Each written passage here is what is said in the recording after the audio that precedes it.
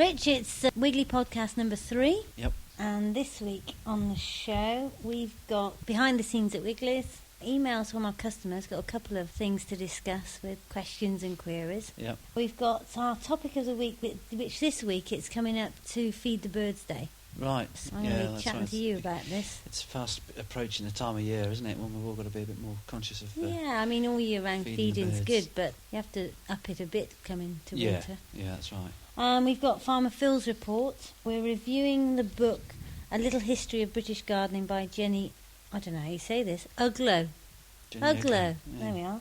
And Monty's Wormcast, and that's about it, I think. That's enough. We'll cram it in.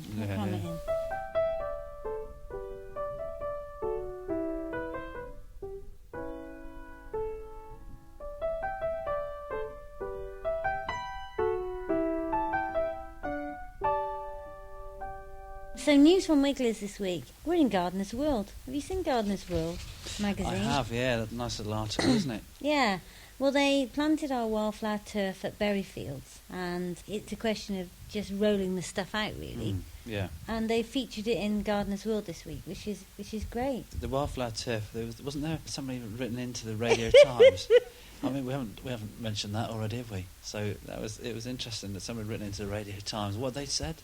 I love the Radio Times letter. A lady had written into the Radio Times and said that it was absolutely outrageous that Monty Don was promoting wildflower turf that cost £25 for 1.25 square metres when he could have used a packet of seeds. He could, that's right, that's what they said. But of course there are real benefits to using turf, aren't there? Well, yeah, and also if you want to use a packet of seeds, do use a packet of seeds. That's right. He wasn't saying in preference to, was he? He No. said use this rather than seeds. I think the turf has got its place in life. Definitely. I mean, to me, to be able to roll out a piece of turf that seriously has got 50 different species of plants in it is fantastic. The turf's been grown without using soil, and the water that the farmer uses to grow the turf is recycled. So it's just a great alternative. If you were to plant that area with plugs or pots, it would be far more than £25. And if you want to grow from seed, well, it's probably cost, let me think, probably less than £1 for that area. Yeah. So you just take your choice, don't you? You do. You pays your money and you take your chances. Yeah, absolutely.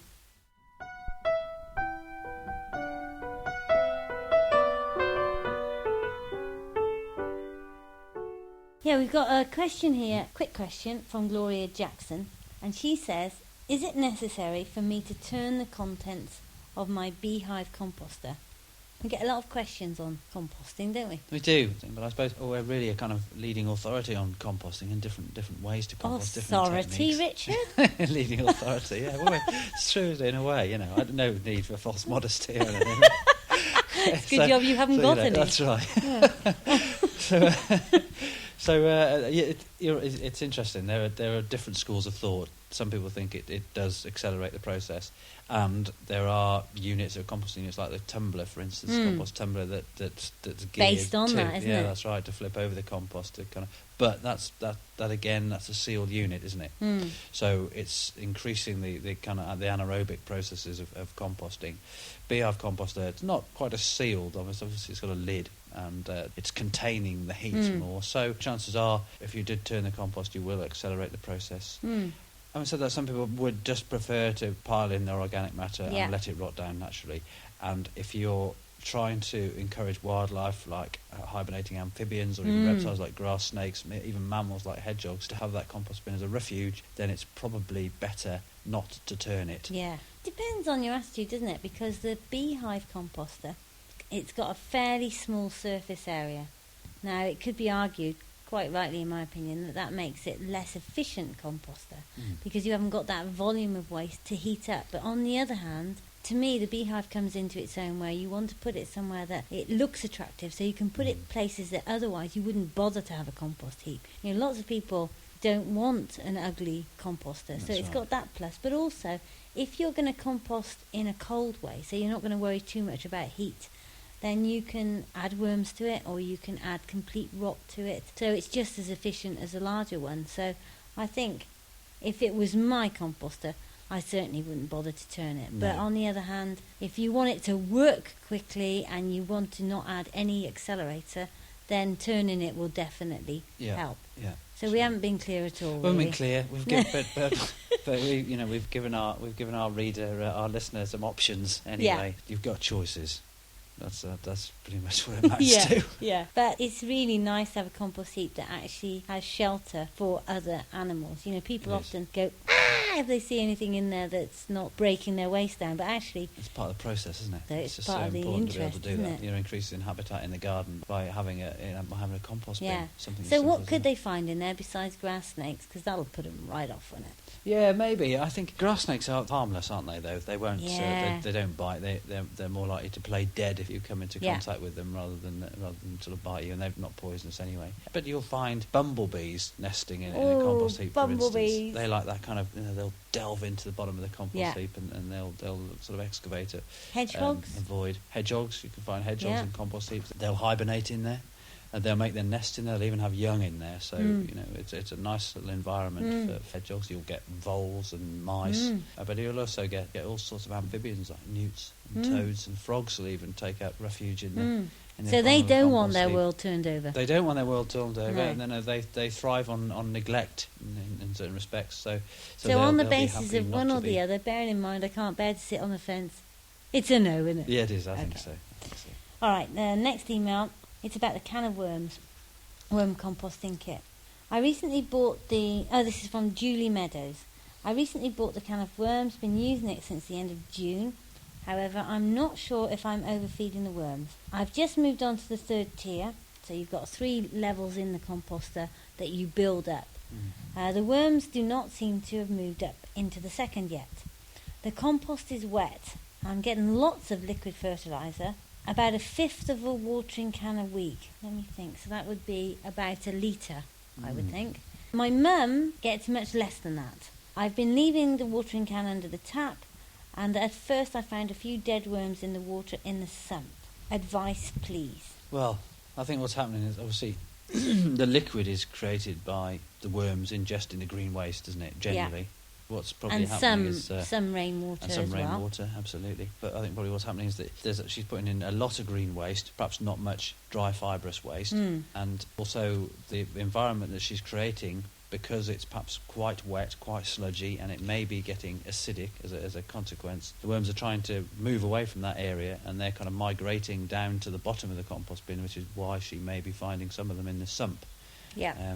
Really, you need to sort of create an environment that encourages the worms to live under the medium that is, the household waste that you're putting into your composter. So, in effect, what she's putting in is what she's getting out. That's So right. if you put a lot of waste with a lot of water in, then you're going to get a lot of A liquid lot of out. liquid, that's right. If the No, worms it's not a big problem. No, is not it? at all. I mean, the liquid is absolutely fantastic. It's so nutritious. So it's so much more nutritious than some of the the conventional tomato feed plant foods that you can buy. You can dilute that down, and you can use it as to water your household plants, but also your garden and your vegetables. Yeah. So to get that is a fantastic opportunity anyway. Something that you won't be able to get from a conventional compost heap, because of course the liquid drains away into the ground. We've got some people who use a can of worms who are bottling up their liquid and selling it. Right. Yeah. I think that's a bit extreme. Yeah, it's enterprising anyway, isn't it? We had one guy who, his next door neighbours had a really nice shiny car, and he had piled up all his liquid feed in pop bottles by his fence, ready to use it. Yeah. And one day, luckily, the neighbours had gone for a walk, and the pop bottle started going poof, poof, poof, and he sprayed the car. Oh, And he no. had to go and wash the liquid off the Oh, car because no. the liquid had actually fermented Yeah. and blown Through up the in bottles. the bottle. Yeah, fantastic. Oh, yeah, imagine that. Fermented worm juice. That'll be something Yeah, else. powerful. Yeah, Worm juice. powerful. So anyway, to fix the situation, is she going to add cardboard? Is she going to have dry matter? Because obviously, Yeah, that's what she's got to do. I mean, the chances are she's not adding anywhere near enough dry fibrous waste like cardboard and newspaper, scrunched up cardboard and newspaper, or shredded cardboard and newspaper. Throw it in there. A good kind of rule of thumb is to use a good quarter should be dry fibrous waste by Right. volume. Even Yeah. a third of the stuff you're adding to it could be cardboard or newspaper. You can use any sort of paper, any paper with black print on. Most black print is it's carbon based, so it's not going to hurt the worms at all. Yeah, and the insides of loo rolls and inside, kitchen yeah. rolls. Well, I think it's a great way of getting rid of your toilet roll holders and your cardboard egg boxes. So it's a fantastic way of being able to turn something like that into a really useful resource that you can use on your garden. Great. Well, I hope that helps, Julie. And if you've got any queries or questions that you want to ask Richard or myself or any of the Wiggly team, just email us at heather@wigglyWigglers.co.uk or Richard at wigglyWigglers.co.uk.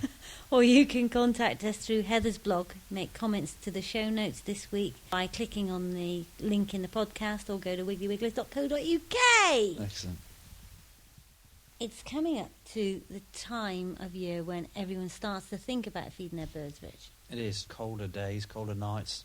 Yeah, but actually, you see, birds need feeding pretty much all year round. It benefits them all the time, but we've noticed in the last couple of months that they're not eating as much seed and mealworms here at the farm as they usually do. Right. And I think that is because there's so much other food available for them in all sorts. So I think they're still getting worms out of the ground and things like that. But as it comes colder, they'll need a real boost. I think you're probably right. It's interesting, isn't it? I mean, some people say perhaps you shouldn't feed the birds in the summertime, and it makes them go out and forage more for food. But if you're providing a food source that isn't detrimental to the bird, then perhaps it's better to continue providing that food source right through the year rather than stopping it and forcing that bird to go out to try harder to find the food. I mean, it's probably better to have some sort of sense of consistency. Yeah, I mean, people come up with so many excuses of why not to feed the birds, but really, the RSPB have done lots of research on when and how to feed birds.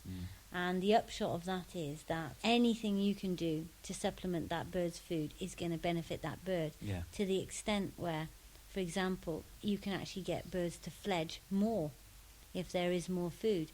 And the survival rate of fledglings is so tiny. Yeah. So many of our birds are declining or under threat that we're nowhere near at saturation point as far as food goes. I think that there's other things that we can do that are of equal benefit or more benefit, in my opinion, if we can raise the amount of insects that are actually in the garden by planting for those insects which the birds feed on. Yeah. Fantastic. And there's some birds that we're never going to get at. You try feeding a swallow, because Yeah, I right. can't. Yeah, that's right, absolutely. So if your garden is created with wildlife in mind, then you're going to be helping the fly life, which in turn helps the bird life. Yeah, even as far as putting nesting boxes up, then that means that those birds are going to live there. But in essence, the more you feed, the better it's going to be for your birds. Absolutely. Here on the farm, we're feeding 9 different types of food, and it ends up being well over 20 kilos a week. Blimey, that's good. That's a fair dollop, isn't it? Well, I think it might be a little bit obsessive. What sort of species of birds have you got though? With when you're feeding all that different types of food? We've got so many different species of birds. I mean, we've got all the usual ones, the robins and the blackbirds. We've got song thrush, Right. which is not as usual as it was, I don't No, think. that's right. No, We've not got of, greenfinches, chaffinches, goldfinches. We've got green woodpeckers, spotted woodpeckers. We've got siskins. We've got pheasants. Got barn owls. Obviously, they're not feeding on it, but they're feeding on whatever's here for food. We've got so many different species. I mean, I am absolutely useless on bird song. But when we had Jenny Steele over, who's the wildlife expert, she was going, "Oh, there's a wren," and "Oh, there's a so-and-so." I mean, I've just got myself the bird sounds on my iPod to listen to try and identify. Yeah. Speckled hen. Green woodpecker. It drives you mad. Well, wouldn't you be better learning Spanish? That was me whistling, not really a woodpecker. But no, one of the things that I think is really important is that we feed the right type of food. I went to our local garage and there was this, well, I can only describe it as scrapings off the floor of the shed that was being sold as That's the thing, bird isn't food. it? Quality is important, isn't it? Quality bird food, because birds, they're quite particular over what they eat. Well, I don't think they want to eat dust. It's important to them. And to I have don't a think good- we want to buy No, dust. Absolutely not. But also, I mean, the strangest things that we do feed our birds, I know there is a place for peanuts, but to feed just peanuts is madness to me, because there's so many seeds that are grown here in the UK or very local to the UK that can be more useful to the bird than peanuts. I mean, peanuts are grown in the Gambia. Well, that's fine, but we're shipping them from the Gambia to feed our birds here. Yeah. Why don't we feed some more seeds? I don't know. That's very odd. Again, it's kind of an awareness-raising thing. When people are more aware of the species they're going to attract by providing different types of seed, rather than just peanuts for the tits and whatnot, then they'll obviously start to do that. Yeah, I mean, it is fairly instantly rewarding hobby. Yeah. In that, when you do put a variety of seed out, in a couple of weeks, generally, you get different birds feeding on the bird feeder. Yeah. I think it's important to put the bird feeder where there's some shelter, especially if you've got things like sparrowhawks. The people that don't feed birds, generally there's a reason. Yeah. It's like a cat, or there's a sparrowhawk, or something or other. There's a reason that they don't want to feed the birds, because otherwise it's so rewarding. It's like an instant hobby, really. Yeah. So if you can put your bird feeder or your bird table where there's some shrubs or shelter, then the birds get more confident and go in and out from that shelter to the table. Yeah. And that means that, you're more likely to get different species of birds, not just the bravest bird. Yeah, sure, yeah. Because the bravest bird is a starling. Yeah. Now, there's nothing wrong with starlings. I mean, they get bad press, don't they, starlings?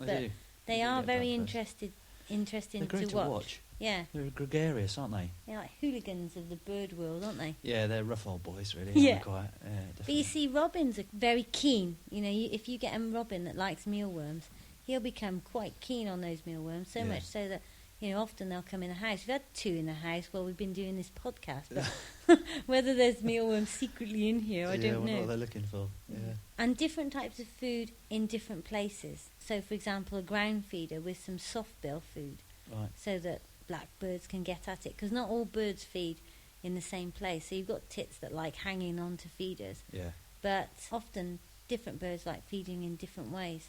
Right. So your ground feeders, when you're talking about soft bill food, what sort of food is that then you put in a ground feeder? It's like rolled oats, dried mealworms, but also things like raisins and sultanas. Right. So that's interesting. Softer food. Still got the protein in it, but it's not like finch food, which is very free flowing. Yeah, sure. In a finch food, you use sunflowers and safflower and that sort of idea. Yeah. In a ground food, you use a softer food. Right. Excellent. Lots of folks. I mean, remember when I was a child, we always used to put our scraps from the kitchen onto the bird table. Be it toast and bread, and even cooked porridge and stuff like that was left over in the bottom of the pot. And the birds really seem to enjoy it. But it's interesting. Some people have been asking whether or not that is detrimental to the birds. I mean, what do you think about that? Well, I think if there is a balance, there's probably not a great deal of harm in it. But the foods that you've talked about are all cooked food. Yeah. And generally speaking, a bird doesn't go out and have a fry-up. No, that's right. So I would say that it's not... Actual fact, we did put bacon rinds on that bird. Yeah, you did, yeah. But in normal birdland, they don't cook food. No, so I would say generally to avoid That's cooked right. food. Yeah. But on the other hand, Again, though, you see fat, the whole kind of thing about birds feasting on fat in the winter when it's cold, really kind of bolsters their energy. Yeah. That, again, is derived from meat products, isn't it? But, it's kind of... Yeah, you're right. And I mean, certainly the suets and the fat feeds go much better in the winter than in the summer. Yeah. So they obviously need that. Yeah, to keep them warm, I suppose, that's isn't right. it? Yeah, definitely. Yeah, so I think it's important to feed the birds, especially at this time of year as it gets colder, and to give them really a wide variety of food fed all over the garden, up high and down low, and different sorts of feeds. Excellent, yeah. So I guess the message is feed the birds. I think it is. Yeah. 29th October, that's the day. That's the day. But you can feed them any other time too. Right, excellent. Well, Rich, it's that time of the week that we need to go behind the scenes at Wiggly Wigglers and see what's happening down on the farm. Excellent. So it's over to Phil for Farmer Phil's report. Hi, Rich. So what are you going to tell us? Well, I think today's topic is bokashi, which is a new idea to me. Although having learnt a bit more about it, I understand it more now. But what does bokashi mean, Phil? Bokashi is a means of using microorganisms to aid our composting processes, notably of kitchen waste. And bokashi is a name for the bran that we inoculate with the microorganisms which we then use to compost or help compost the kitchen waste as we add it to our bokashi bucket. Well, he's almost right, except bokashi means pickle in Japanese. It means ferment, pickle. It means pickling and fermenting in the same way that koi is the carp. Japanese word for carp. Oh, I see. And I think bokashi is the Japanese word for fermenting. Yeah, fermenting. All of a sudden, I got in my mind a jar of pickled carp. Yeah. Well, sadly, my Japanese isn't up to much, but my analogy is that it's very similar to making silage, that you use the microorganisms to effectively preserve or pickle the waste until you then compost it or put it out on the garden in the soil to benefit your organic matter content in the soil. So what's the start of the process, Phil? Well, for us on the farm, we make the inoculated bran. We add the inoculant in water to the bran, mix it up, and then we put it in an airtight sack, like a silage bag, and ferment it for just over a month. And then we take it out of that and gently dry it, and it's then stable until it's wet again, so that when you add it to your kitchen waste, the damp in the kitchen waste activates the microorganisms, and they then set to work on your cabbages or whatever else you've chucked in the bucket.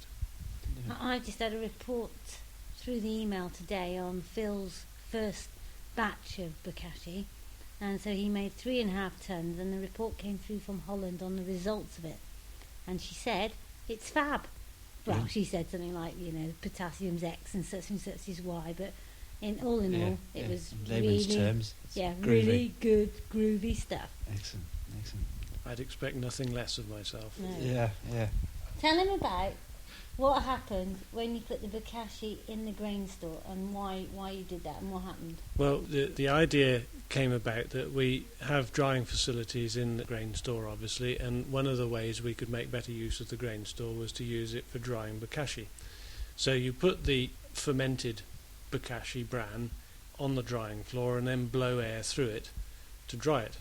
And we noticed the walls of our grain store are galvanised zinc, and the gases coming off the bokashi as it dried were sufficient to corrode the zinc up the sides of the grain store. Oh, wow. So we knew it was pretty potent stuff. Yeah. That's got to work. It's And a it good smells indicator. amazing. Were It you does, here doesn't on the it? day that we made the bokashi and opened the bags? No. Well, it was like being in a kind of Bulmer's cider factory. Yeah. It was just There's this that whole fermenting, I suppose, that fantastic smell of smell. fermentation. Yeah. That explains a lot, really. What does? Well, the analogy with being in a Bulmer's cider factory, but Yeah, it does really, doesn't it? Yeah.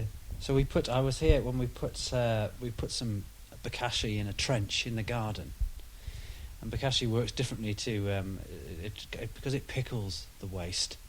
It doesn't actually rot it down in much the same way as a kind of rotting accelerator might, but it kind of pickles it and it keeps it in a sort of suspension until you put it in the soil, doesn't it? Yeah, practically in your kitchen, you put your waste in, and then you put a layer of bokashi that Phil's made on top of the waste, and then you press it down.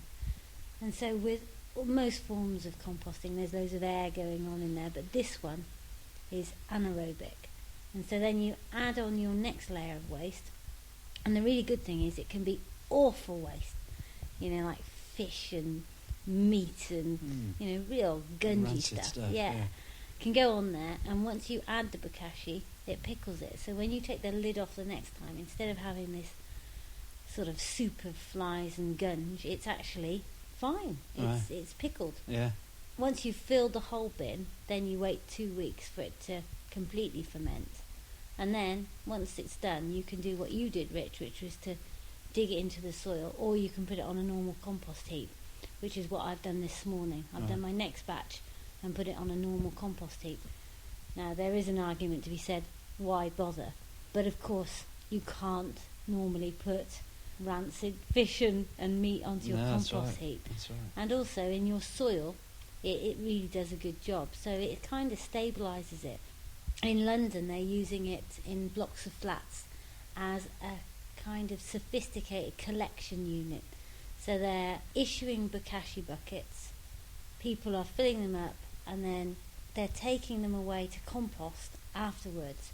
So it's a way of them being able to store their waste before it's actually processed. Right, brilliant. There's a lot of juice created, isn't there, through that kind of process when you add the bokashi to the green waste.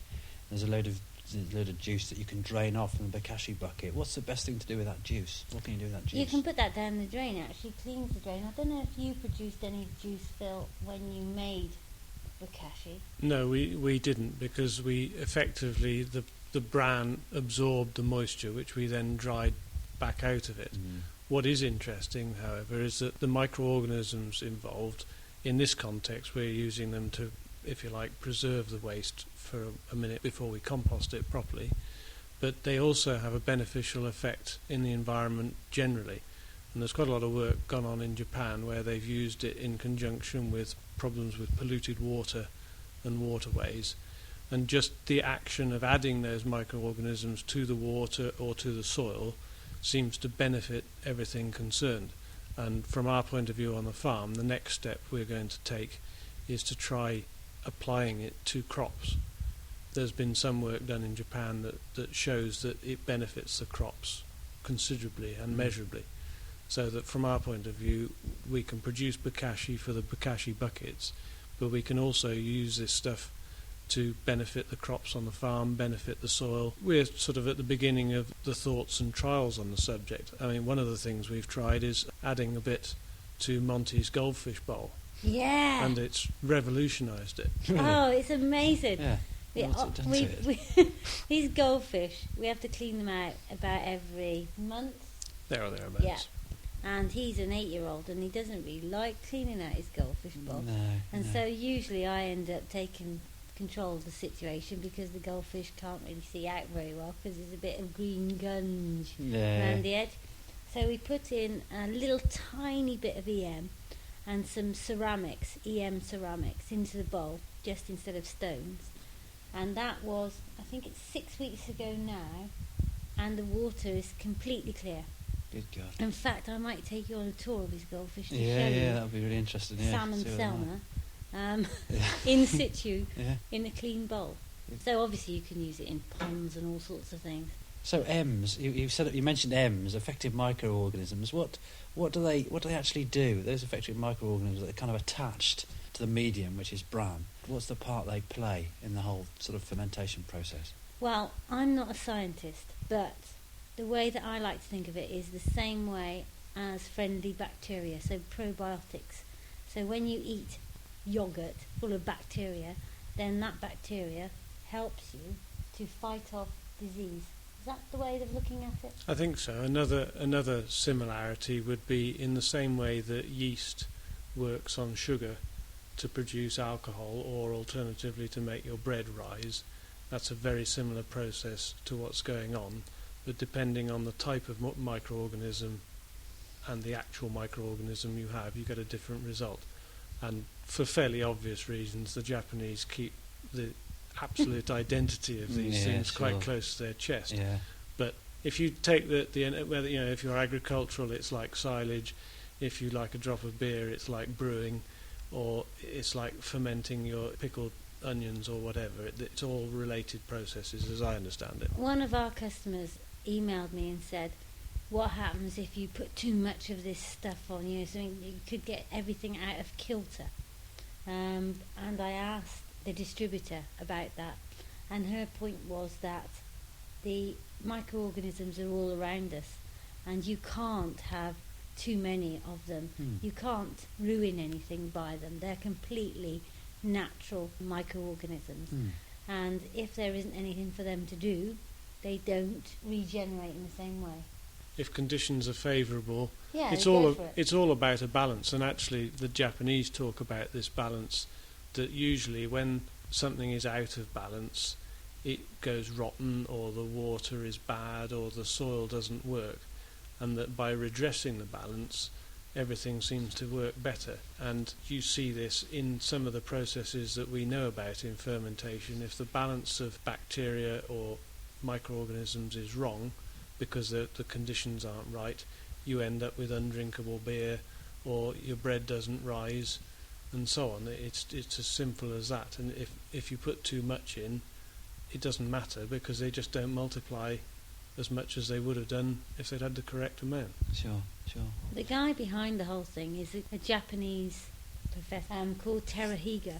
Right. And we got to see him in London at a conference. And it seems to me that the main issues of the whole thing is communication, because it's so difficult when you look on the website for details on bokashi and effective microorganisms, because they just blow your brains out.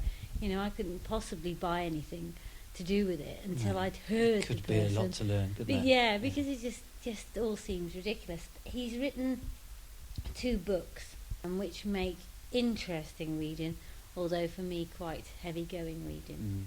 But I think we're at the start of something that could change composting in the UK. I think you're probably right. Certainly already changed composting in Japan and also New Zealand. We shall see. I mean, in effect, there's a product that we know works well to compost green kitchen domestic waste. You can transfer to the garden. There's also a product that, in theory, complements the whole kind of agricultural processes, feeding the soil rather than just putting on superficial fertilisers. But there's still a whole lot of development and a whole lot of research and analysis that can still be undertaken to see exactly what it does and other uses for it. The Japanese seem to have come up with a near endless list. The first impression is, my goodness, we've found something to save the world. It's too much to take in, but you can pick out things. For example, as a farmer, from time to time we spread organic waste on the land, and obviously there's smell associated with it. Yeah. And they've discovered that by spraying EM onto the manure straight away, you can virtually eliminate the smell. Wow. Little things like that. That'd be great on chicken manure, especially. Absolutely. Yeah, well, of course, that's the obvious solution to that problem. Yeah. But it suggests that it is pretty active stuff, and it does do things that we don't fully understand yet. But I'm working at it. Yeah, sure. Well, thank you very much for that, Phil, and we'll see you next week. Well, I've decided on an interesting theme for our book reviews, Rich, and that is that all of our authors are called Jenny. Right. Yeah. Yeah, great. So, it's going to be a bit narrow in the future, obviously. But last week we had Jenny Steele's book, Wildlife Ponds. And this week we've got A Little History of British Gardening by Jenny Uglow, which I've been having a look at. And interestingly, Jenny's most famous book, which is called The Lunar Men, talks about Charles Darwin's granddad. So that's her most famous book. But this one, I think, is really a labour of love for her. And it just goes through the history of gardening, but in fairly easy, readable format. But it answers all these questions like, did the Romans have rakes? And she was at... Did the Romans have rakes? They did. Yeah. She was at Hay Festival in 2004. So whether that's where she launched the book or not, I don't know. But she's given talks on the book. You didn't go and see her at Hay? Didn't you get a chance? Did you go? No, I was on holiday then. But we're hoping to be at Hay Festival next year, aren't we? We are, all being well. And the only difficulty is it does sort of coincide with Chelsea, doesn't it? So it's very close to Chelsea, which is probably why I wasn't there. So we're not sure. Yeah. But hopefully you'll be able to do something at Hay Festival next year. Yeah, but she goes through the ages of gardening, and she's got a really nice slant on lots of things. One of my favourites was looking at what's happened since the war in terms of, when we went and we grew for Britain, didn't we? We vegged and we, grew everything for then. And then we went through into this kind of phase of pesticides. And then there's a really funny bit where she shows you what a garden design was like in, I think it's something like 1976. Right. And it's just now what Wiggly Wigglers is not about. Yeah. So it's the stripy lawn and the shrubs and perfect little area. Yeah. But it's really nice to see the progression. And it's like you said just now, everything goes round in these big circles. Yeah. And she shows you. And there's some really good things in there. There's a Webb's Leek advert of how we used to buy our vegetable seed and why we had specific seed. And it goes right back. Were monks muddy? Did they get muddy doing the garden? Why did they do it? There's all sorts of questions answered in there. She's talking about vegetable gardening as well as kind of planting up your herbaceous borders and things like that. Yeah, she goes through all aspects of garden. So she's got a fruit aspect, and then she's got a vegetable aspect, and then she's got a flower aspect. But she also gives a good guide to where to go and see gardens that are of a certain age. So there's about 200 gardens in there that she's used in her book, and ones that have got specific things that you can go and look at. So you could even use this as a guide to visiting gardens all over the UK. So all in all, would you recommend this book as a nice leisurely read? It's got fantastic illustrations, Yeah. and I've enjoyed it. Yeah. So I would, I think, you're going on holiday, aren't you? I am. I'm going. I'm going on holiday next week to Corsica. So this could well be my Corsican read. I think. Yeah, There's every it's a chance. very pleasing book. So I'm quite looking forward to starting this. Actually. It's time for Monty with his Wormcast. The Wiggly Wormcast podcast by Monty, a weekly fact on worms. Worms live where there is food, moisture, oxygen, and a favourable temperature. If they don't have these things, they go somewhere else. So another podcast is being caught. Or should I say podcatched? Cast even. Oh yes, podcast. Yeah, that's it. We've had a really good afternoon, haven't we? We've talked about some really interesting subjects. Yeah, I remember the first podcast we did. It was the most beautiful summer's day, and now we're into the serious autumn time, aren't we? It is. It's got cold. It's much colder today. I mean, we've got that anticyclonic gloom, haven't we? that is associated with the winter in this country, and sort of dark, God, dismal, dark dingy day. Let's not get too depressed. Let's not leave on a low note. No, definitely not. Hopefully next week it'll be snowing. Yeah. You never know. You never know. Well, we'll get the fire roaring next week if it is. Yeah, Definitely. like having a nice roaring fire. See how I've collected the logs? I haven't really, In but I will be. preparation, yeah. Anyway, that's great. So we'll see you next week. Thanks, Heather. Yeah. See you next week. Bye. Bye.